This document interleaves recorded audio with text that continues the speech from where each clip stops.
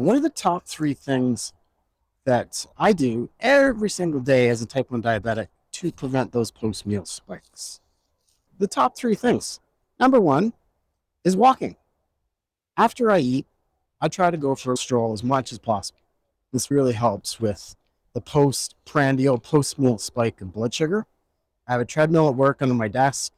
I'm walking right now. I just had lunch. That's one thing I do as much as possible to prevent those post meal spikes. Second one is timing of insulin dose.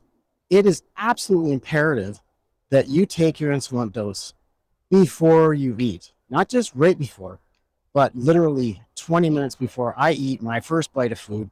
I take my Nova Rapid, bolus in my pump. If I'm not on my pump, I'm using regular insulin, which is a bit old school. I take it literally 40 minutes before I eat. Okay, the dog is sniffing something. That's okay. So that's the number two thing I do every single day to prevent those post-meal spikes. Number three is equally as important, and that's the choices of food on my plate. What I mean is I typically eat a lower carb, high fat, high protein diet, but regardless, even when I'm not eating that way, I choose foods that are low on my glycemic index, that digest really slowly, so it absorbs with my insulin, not before.